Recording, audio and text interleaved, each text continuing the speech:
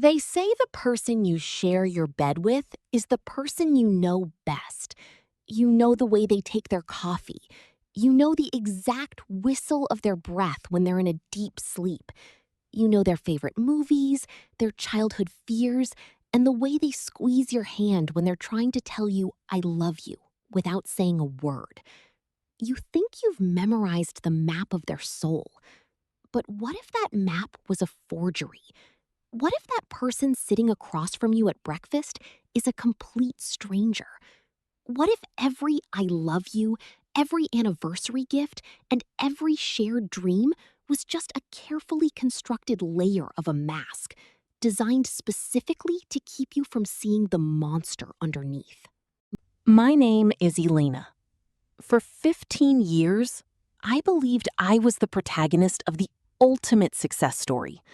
I had a beautiful home, a thriving tech company, and a husband, Mark, who was the envy of every woman I knew.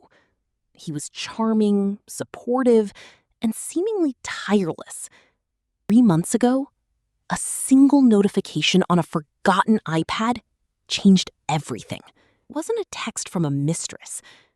It was something much worse. A receipt for a life I didn't know existed. As I sat in our darkened kitchen, the blue light of the screen reflecting in my eyes, is that my husband hadn't just betrayed our marriage.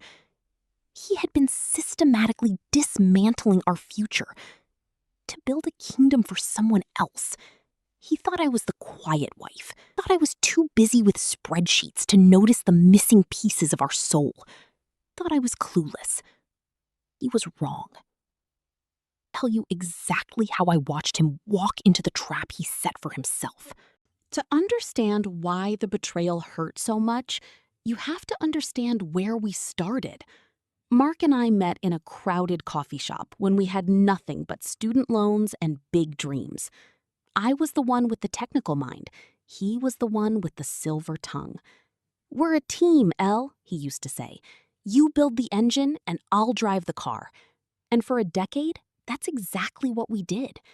Our company, Nexus Core, became a leader in logistics software. While I spent 14-hour days coding and managing the back end, Mark was the face of the brand. He was at the galas. He was on the magazine covers. I didn't mind. I loved him, and I trusted him with my life. But about 2 years ago, the driving started taking him further and further away. It started with late nights. Then it turned into weekend consulting gigs in Chicago. He told me the company needed more investors. He told me he was doing it for us. I remember one night, it was our 12th anniversary. I had cooked his favorite meal. I waited until 11 p.m. When he finally walked through the door, he didn't even smell like work. He smelled like expensive perfume and expensive scotch. Hard day? I asked, my voice trembling just a little. You have no idea, Elena, he sighed, kissing my forehead without looking me in the eye. The things I have to do to keep this family afloat. That was the first red flag. I ignored it because I wanted to believe in the man I married. I wanted to believe that the foundation we built was solid. But the cracks were already there, hidden behind his designer suits and my blind devotion. The discovery happened by pure accident. Our youngest daughter, Maya, had broken her tablet, and I remembered an old iPad Mark used for work presentations sitting in the back of the hallway closet. I charged it up, thinking I'd just reset it for her. But when it flickered to life, it wasn't locked. Mark had been so arrogant, so sure of his own intelligence, that he hadn't bothered to sign out of his personal cloud. I shouldn't have looked, but a notification popped up. An email from a property management company. Subject: monthly maintenance for the lakeside estate. We didn't own a lakeside estate. I opened the email. Then, I opened the photo gallery.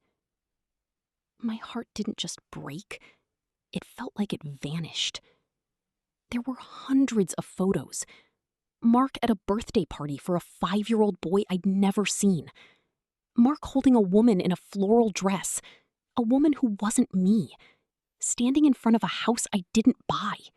The dates went back 5 years. 5 years of Chicago business trips. 5 years of late nights at the office. He hadn't just had an affair. He had a second family, a second life funded by the company I built. I sat on the floor of that closet for 3 hours. I didn't cry. I didn't scream. I felt a cold, sharp clarity wash over me. In that moment, the Elena who loved Mark died. The Elena who built a multi-million-dollar company took over. I didn't confront him that night. When he came home and asked what was for dinner, I smiled. I told him I'd had a productive day. I looked at his face, the face of a man who could kiss his children and then drive 2 hours to kiss another woman's children. And I realized he wasn't a husband.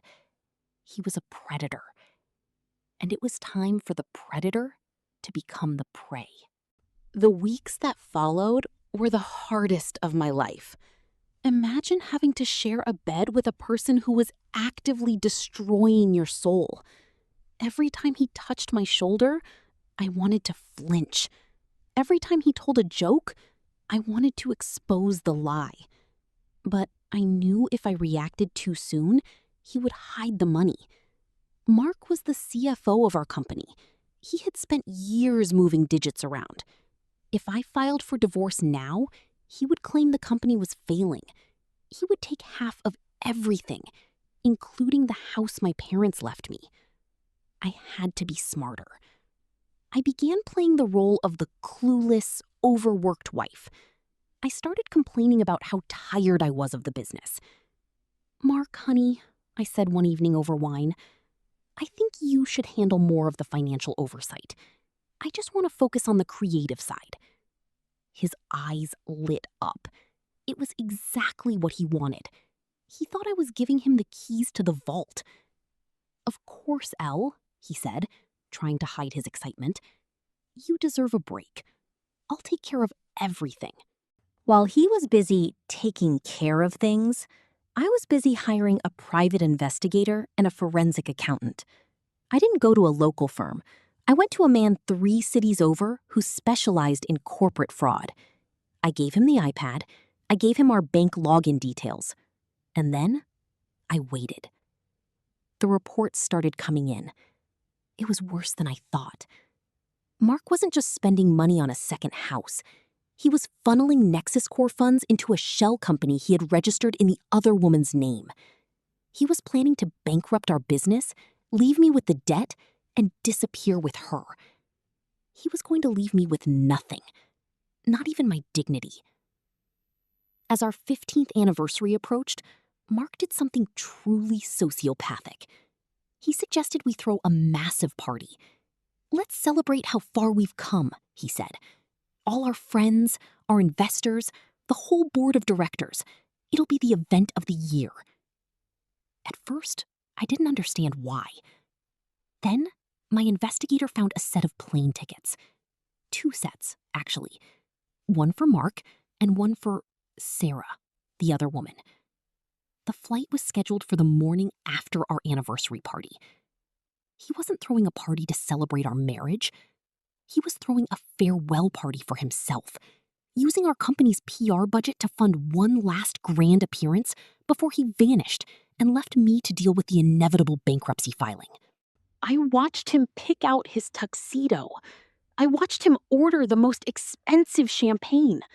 He was so confident. He would walk through the office whistling, patting employees on the back, knowing he was about to steal their pensions and their livelihoods. I remember standing in the kitchen, watching him through the window as he played with our kids in the backyard. For a second, a tiny part of me wondered, is he really doing this? How can a person be this hollow? But then I saw him check his phone, a smirk crossing his lips. He was texting her, probably telling her that the old ball and chain had no idea. That was the night I stopped being a victim. I called my lawyer and my technical lead at the office. I told them we needed to prepare a special presentation for the anniversary gala. "Is this about the new software launch?" my lead asked. "No," I replied, my voice as cold as ice. "It's about a total system liquidation." The plan had to be perfect. In the world of high-stakes business, if you miss one detail, the other person can sue you for everything you're worth. I couldn't just expose him. I had to ensure he could never recover. I spent my nights in the office after everyone left. I wasn't coding software.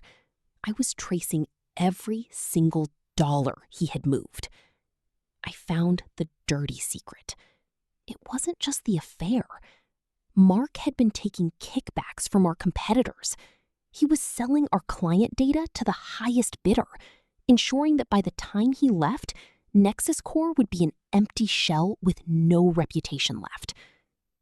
I sat there, looking at the screen, realized that this man I had loved was willing to ruin the lives of 50 employees and their families just so he could live in a lakeside house with a woman who probably didn't even know where the money came from. I began to build a mirror site. It looked exactly like our company's financial dashboard. To Mark, everything would look normal. But in reality, I was rerouting the shell company payments back into an escrow account he couldn't touch. I also made a deal with our biggest investor, a woman who had always liked me more than Mark. I showed her the evidence. "What do you want to do, Elena?" she asked, horrified. "I want him to stand in front of everyone we know," I said, "and I want him to show them who he really is." We set the trap. The anniversary gala wasn't just a party anymore. It was a courtroom. And Mark was the only one who didn't know he was on trial. The night of the gala arrived. The ballroom was draped in gold and black. The city's elite were there. The board of directors, our families, even my parents had flown in. Mark looked incredible. He was glowing. He moved through the room like a king, accepting congratulations on 15 years of success and devotion. He kept leaning in to whisper to me, "You look beautiful, Elle. Best decision I ever made was marrying you." I just smiled. The night is still young, Mark. The best is yet to come. Around 9 p.m., it was time for the tribute video. Mark had organized it himself, a montage of our 15 years together. He walked up to the podium, the spotlight hitting him perfectly. "Ladies and gentlemen," he began, his voice booming with fake emotion. 15 years ago, I started a journey with a woman who is the heart of everything I do. Elena, this is for you." He signaled for the lights to dim. The large screen behind him flickered to life. But the video didn't start with our wedding photos. It started with a screen recording of his hidden iPad. The room went silent. A photo of the lakeside estate appeared. Then, the bank statements showing the transfer of company funds to Sarah. Then, the text messages. "Soon, baby. One more week and the money is cleared. She doesn't suspect a thing." Mark froze. He turned around, his face going from tan to a ghostly, sickly white. He tried to signal the tech booth to shut it off, but I had locked the system. "Is there a problem, Mark?" I asked, my voice amplified by the microphone I was now holding as I walked toward the stage. The entire room was gasping. People were standing up. My parents were in shock. The board of directors looked like they had seen a ghost. "Elena, what is this? This is a mistake. It's a hack," Mark stammered, his hands shaking. "It's not a hack, Mark," I said, standing right next to him. It's a mirror. It's a reflection of everything you've been doing while I was cluelessly building this company. The next 10 minutes were a blur of chaos. Mark tried to run, but the investors at the front table were actually two plainclothes officers my lawyer had coordinated with regarding the corporate embezzlement charges. They didn't arrest him in the back room. They led him out through the front doors, in front of the cameras he'd invited to cover the gala. As he was being led away, he looked at me with a look of pure, unadulterated hatred. "You ruined me! You destroyed our family!" "No, Mark," I replied quietly, so only he could hear. "You ruined yourself. I just gave you the stage to do it on." The aftermath was grueling, but rewarding. Because I had rerouted the funds back into escrow, the company was saved. The board of directors immediately voted to remove Mark and appointed me as the sole CEO. I filed for divorce the next morning. My lawyer made sure that the Lakeside estate, which was bought with company money, was seized and liquidated to pay back the employees' pension fund Mark had tampered with. As for Sarah, it turns out she was just as much of a victim as I was. He had told her he was a divorced bachelor. When she saw the news, she cooperated fully with the police. She didn't want his stolen life either. I sat in my office a month later. The silence was finally peaceful. The mask was gone. The lies were gone. I had lost a husband, but I had found the woman I was before I started living for his approval. I was Elena.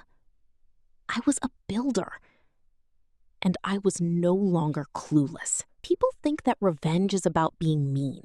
They think it's about getting back at someone. True justice isn't about sinking to their level. It's about holding up a mirror exactly what they've become. But there is a specific kind of power in the person who stays quiet.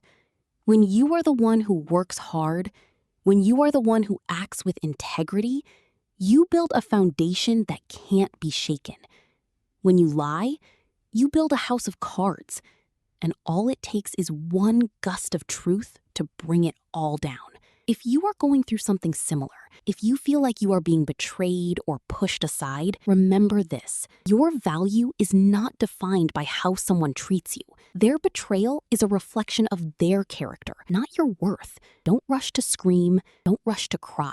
Build your evidence. Protect your peace. And when the time is right, let the truth do the talking for you. Today, Nexus Core is stronger than ever. We focus on transparency and ethics now. I make sure my employees know they are valued because I know what it feels like to be used. I kept the old iPad. It sits in my desk drawer, a reminder of the day I stopped being a spectator in my own life. I don't look at it with sadness anymore. I look at it as a trophy. It was the key to my prison, and I was the one who turned it. Mark is currently serving time for corporate fraud and embezzlement. He lost his house, his reputation, and both of his families. He thought he could have everything by taking from everyone else. In the end, he was left with nothing but the truth he tried so hard to hide. Life is short. Don't waste it on people who require you to diminish yourself to keep them happy. Be the CEO of your own life. Thank you for listening to my story. If this resonated with you, don't forget to like and subscribe for more stories of justice, revenge, and the power of the truth. Remember, they only think you're clueless because they aren't brave enough to look you in the eye. Stay strong, stay sharp, and never let anyone mistake your silence for weakness. Good night.